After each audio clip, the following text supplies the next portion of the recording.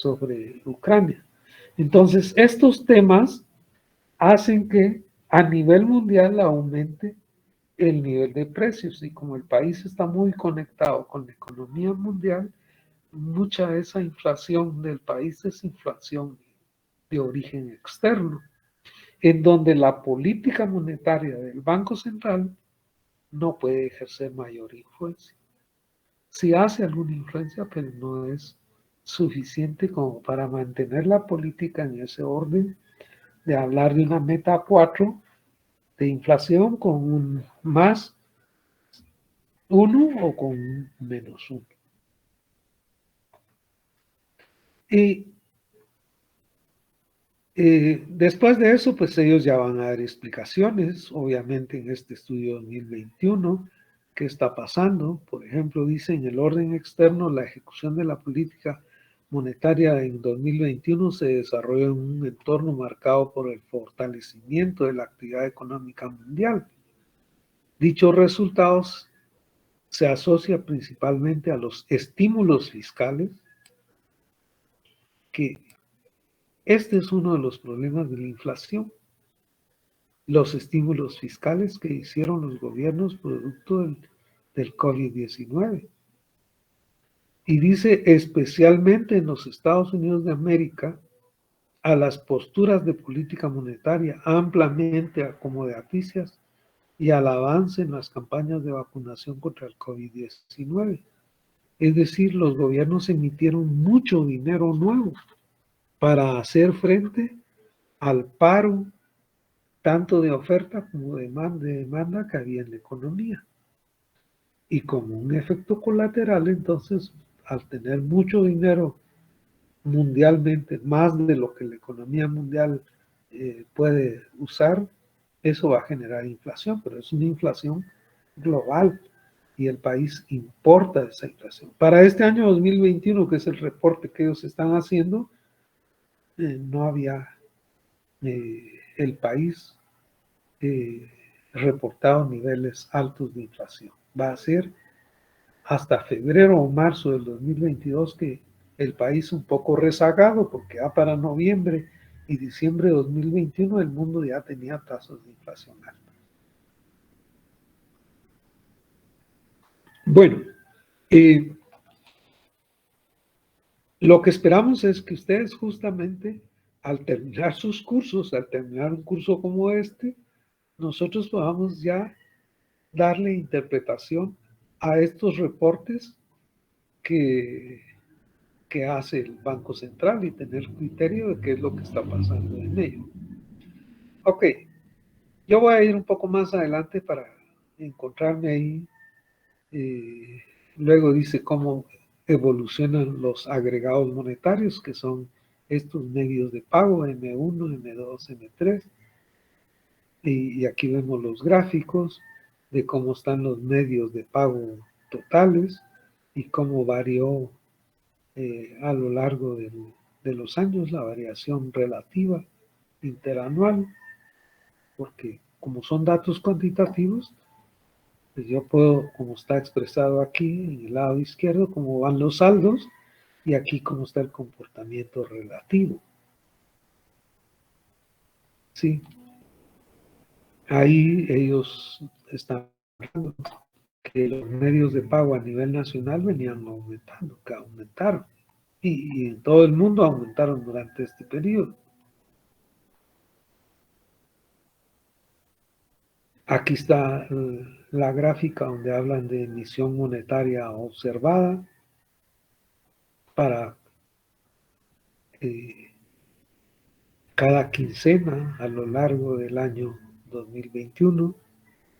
Y ustedes pueden ver que efectivamente la emisión monetaria, que es el dinero primario, la moneda nueva y billete nuevo que emite el Banco Central, ha tenido ese comportamiento. Y luego nos habla en este cuadro 14 del multiplicador de los medios de pago,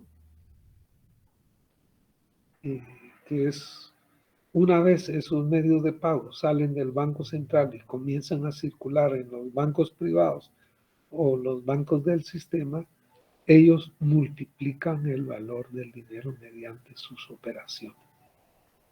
¿Sí? Pues, por ejemplo, llevó 1,000 quetzales en ahorro y usted tiene su libreta y usted sigue pensando que el banco guardó los 1,000 quetzales, pero el banco no los guardó, contablemente los registró como un pasivo, pero esos 1,000 quetzales él trasladó una parte llamada encaje bancario al Banco Central, digamos que sea el 10%, trasladó 100 de los 1,000 que usted les llevó y 900 es lo que usa el banco para otorgar en crédito. O sea, el dinero no quedó en el banco, el dinero salió al crédito y otro lo tomó. Y de pronto ese que lo tomó dejó, digamos, 450, porque no lo tomó de una sola vez, sino lo recibió, pero abrió una nueva cuenta de ahorro y lo dejó en 456 o 450. Y los van a ir a retirar en el banco dentro de 2 meses para hacer otros pagos. Ese juego del dinero es lo que multiplica el dinero en circulación. Es la información que aparece. Luego también habla de que el banco hace operaciones de crédito, el propio Banco Central, pero finalmente el Banco Central apoya, si hubiera necesidad, a los bancos privados y, y le puede otorgar crédito al banco, a los bancos privados. Ok, el encaje bancario es otro tema de política monetaria. El encaje bancario es tomar una parte de los depósitos que el público hace y los envía al Banco Central y el Banco Central los usa como para chequear el nivel de operaciones que tiene el banco y le dice a la hora de una emergencia, siempre pásame el 10% para que yo pueda disponer de liquidez y si hay un banco con problemas, pues yo puedo inyectar liquidez. Es la idea del encaje bancario. Y entonces la política es cuál es el porcentaje del encaje. Si pide poco, digamos un 5%, le deja más liquidez al banco. Si pide un 10%, le deja menos liquidez al banco. Y eso es parte de la política monetaria. Veamos, por ejemplo, lo que dice aquí. La Junta Monetaria en resolución JM 177-2002 del 1 de junio de 2002 emitió el reglamento del encaje bancario. Dicho reglamento establece que el porcentaje de encaje bancario, tanto en moneda nacional como en moneda extranjera, será de 14.6% calculado sobre el total de depósitos bancarios, siendo el periodo de cómputo del encaje bancario de un mes calendario. O sea, cada mes los bancos están obligados, ahora sí ya sabemos cuál es la cantidad, de trasladar el 14.6% de los fondos en depósito que el banco tiene al Banco Central. Entonces dice el segundo párrafo, el encaje bancario en moneda nacional al finalizar 2021 ascendió a 52.066.8 millones, en tanto que el encaje bancario en moneda extranjera se situó en 1.240 millones de dólares, equivalente a 9.572.6 millones de quetzales. Y luego dice, la posición promedio de encaje en moneda nacional del sistema bancario fue positiva a lo largo de 2021, registrando su mayor nivel en diciembre por 802.4 millones. O sea, ese era el monto total de recursos que los bancos trasladaron al Banco de Guatemala. Luego viene la otra gran variable, que es así, tiene que ver con política fiscal, lo que ya cubrimos en el curso, y lo que ahora vamos a hablar con política monetaria, la tasa de interés. Esta es muy importante, ¿sí? Y aquí están los datos.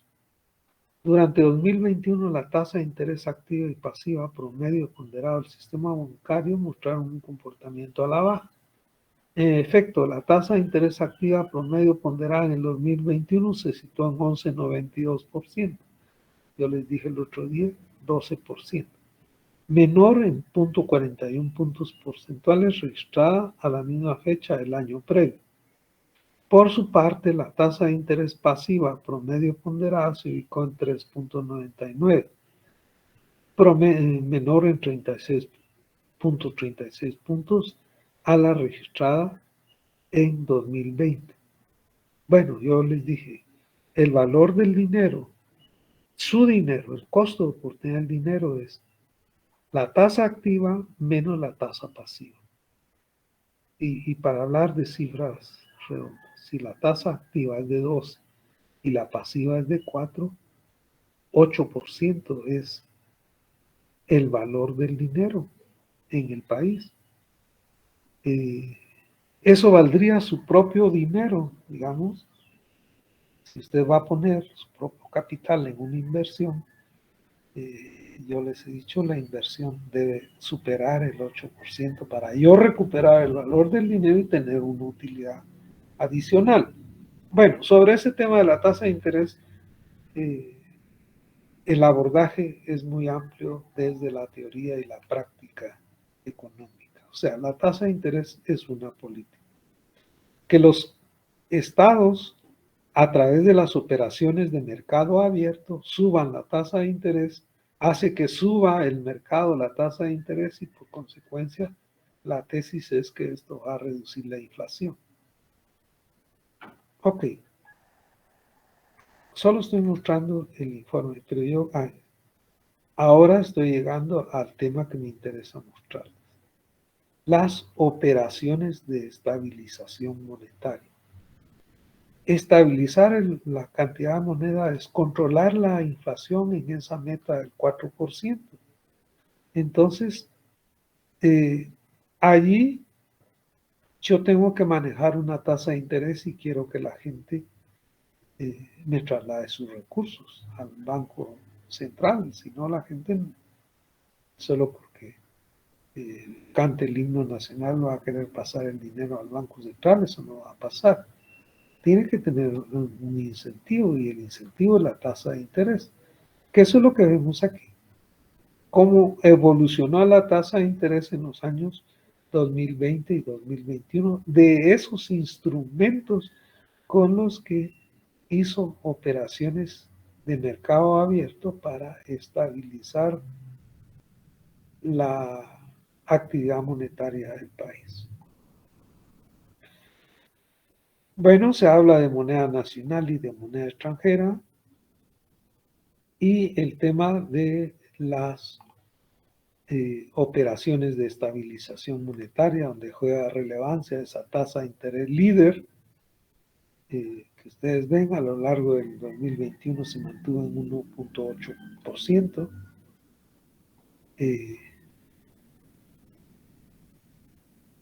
Luego por plazo, por fecha de vencimiento.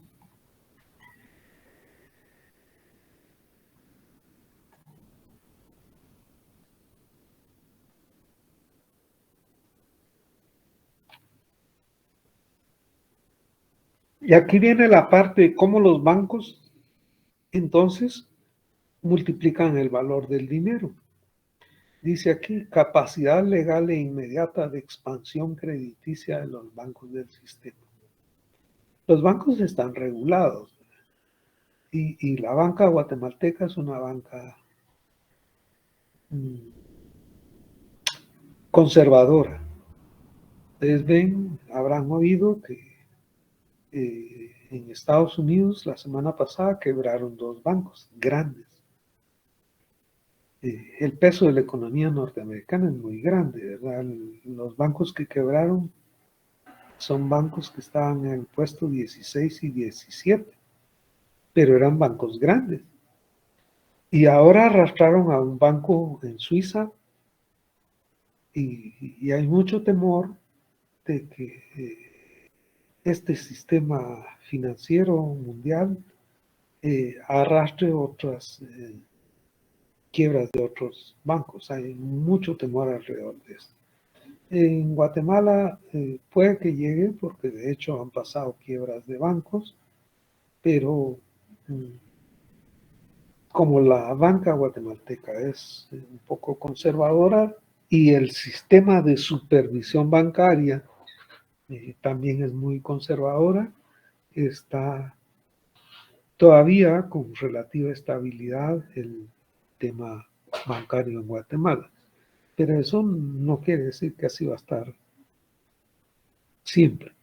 Bueno, aquí dice el artículo 64 de la Ley de Bancos y Grupos Financieros establece que los bancos y sociedades financieras deben mantener permanentemente un monto mínimo de patrimonio en relación con su exposición a los riesgos de crédito, de mercado y otros riesgos, de acuerdo con las regulaciones de carácter general que para el efecto emita la Junta Monetaria.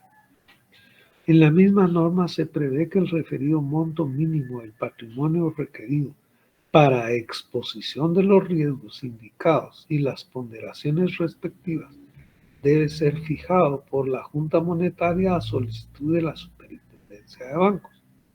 Al respecto del artículo 2 del reglamento para la determinación del monto mínimo del patrimonio requerido para exposición a los riesgos aplicables a los bancos y a las sociedades financieras aprobadas por la Junta Monetaria, se establece que el referido monto será la suma A, el equivalente al 10% de los activos y contingencias ponderados de acuerdo a su categoría de riesgo, y B, el 100% del monto de los gastos diferidos para amortizar que se registren contablemente a partir del 1 de julio de 2004, fecha en que entró en vigencia dicho reglamento. O sea, los bancos siempre tienen que tener un mínimo de capital guardado, porque ellos podrían usar todo el dinero en crédito, pero la ley les da un mandato de decir que tengan el 10% de sus activos, diríamos, congelados, para que tengan algo de qué echar a andar a la hora de un colapso bancario. En fin, ahí está la información. Obviamente cuenta la cartera vencida, la gente que no paga los créditos en el banco. Eso puede causar una crisis. El país no la tiene porque, miren el dato, 1.8 de cartera vencida y 1.7. Eso a nivel mundial, por ejemplo, se manejan tasas de mora del 3%. Ya cuando hay una mora del 3%, ya se encienden las alarmas. En Guatemala tenemos bastante abajo la mora de la gente que no quiere o no puede pagar.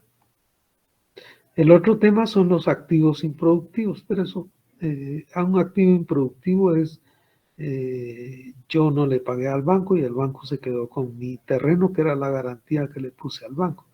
En el banco esto se llaman activos improductivos. Ok, me interesa que vean cuántas instituciones bancarias hay en el país. Dice, a finales de 2021 operaban en el país 17 bancos nacionales y una sucursal de banco extranjero. En cuanto al número de agencias, se encontraron funcionando 2.759, de las cuales 2.758 era de bancos nacionales. Y luego que dicen los datos de los bancos, a eso le llaman cuentas de balance de las sociedades financieras y grupos financieros. Y las entidades fuera de plaza. Entidades fuera de plaza son operaciones bancarias en el país de entidades que tienen sede fuera del país, pero los dueños son guatemaltecos. A eso les llaman entidades fuera de plaza. Funcionan 4 Y aquí dice a qué grupo financiero pertenece. Ok.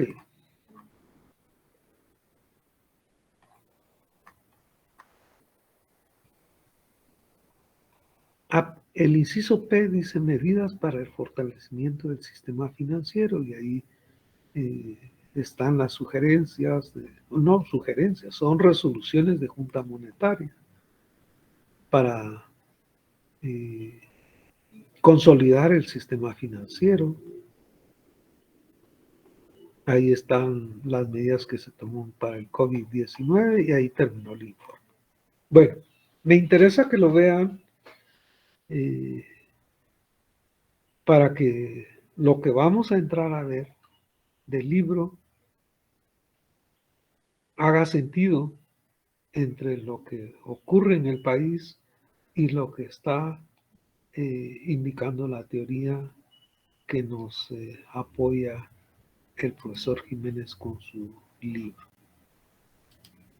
Yo cierro aquí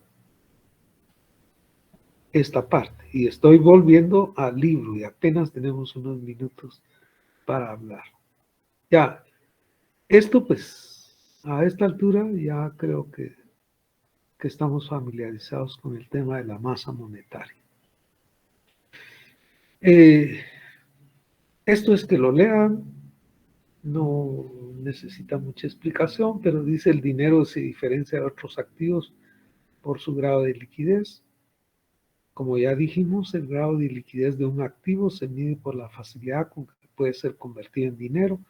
No es lo mismo tener un dinero en depósitos de ahorro, que tengo que ir al banco a sacarlo, y si quiero comprar una casa que me la están dando de ganga, digamos, en el mercado valen $500,000 y a mí me la están ofreciendo en 400,000. De pronto tengo la cantidad casi de 400,000 en el banco, pero el banco cuando yo le voy a pedir una cantidad de esa naturaleza, no me la va a dar al instante. Me va a lo mejor pedir un documento que me diga que sí, que me están ofreciendo una casa, eh, y luego pues se va a tardar 2 o 3 días para darme la liquidez. O sea, el ahorro no es tan líquido como tener el dinero en efectivo. Entonces dice, los activos financieros poseen diferente grado de liquidez, ¿verdad? El efectivo, billetes y monedas, así como los depósitos a la vista en el banco, ¿no?, a cuentas monetarias, son totalmente líquidos porque pueden ser utilizados inmediatamente en diversas transacciones. Los depósitos de ahorro son menos líquidos que el efectivo y los depósitos a la vista, pues es necesario primero retirar el dinero del banco y este hecho involucra ciertos costos de transacción. Por esa razón, la definición más utilizada en los libros de texto es M1. En fin, esto no es necesario, creo yo, que lo expliquemos. Esto se explica por sí solo, tomando en cuenta que vieron una unidad de recursos financieros en el curso de recursos económicos de Centroamérica. Ahora bien, yo que había marcado aquí con un color, y con esto vamos a cerrar, el dinero es una cuestión de confianza.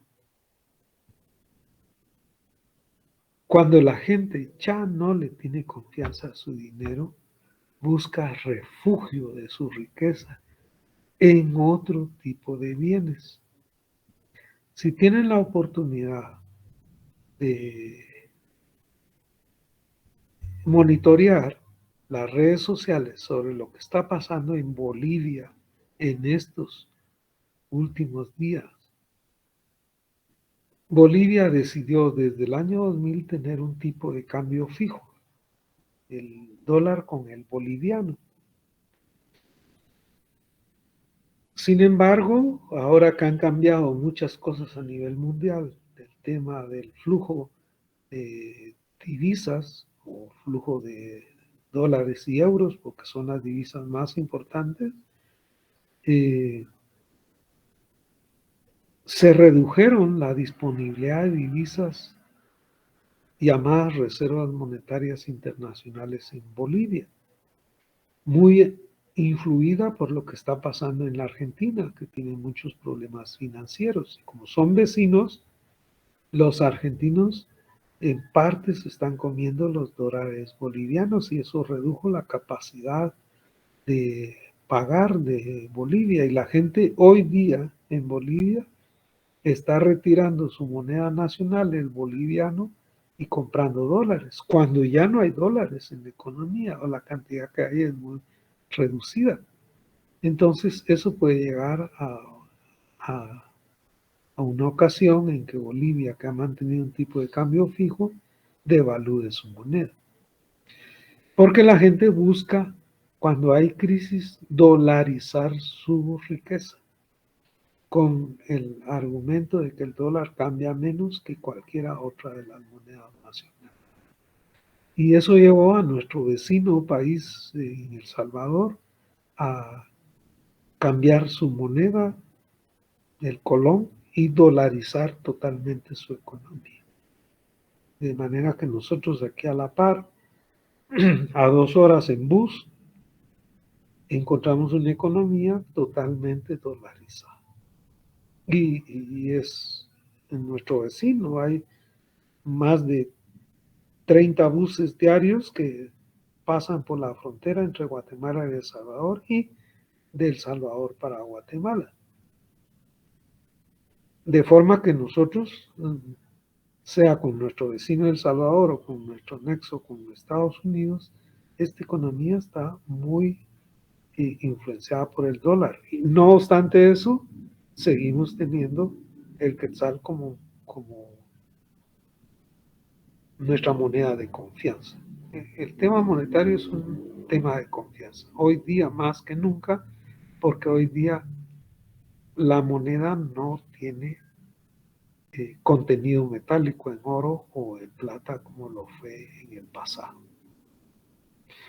Muy bien, para la próxima clase, que tenemos clase el día de mañana, estamos en la página 196 y 197 del libro. No olviden, lean por favor el informe monetario del, del estudio de la economía 2021 del Banco de Guatemala. Ojalá tuviéramos el del 2022, porque las cosas han cambiado entre 2021 y 2022, fundamentalmente por el tema de la inflación. Ok, entonces aquí cerramos nuestra clase. Nos encontramos el día de mañana a las 2 de la tarde. Que estén bien. Hasta pronto. Feliz Feliz tarde, licenciado. tarde, adiós. Ok, dice que nos conectaríamos después del parcial que termina a las 2:30. Bueno, está bien, 2:30 de la tarde. 2:35. Gracias. Licenciado, feliz tarde. Bueno, Gracias, adiós. Nick. Feliz tarde. Feliz tarde, hasta pronto. Buenas tardes, licenciado. Que estén bien, feliz tarde.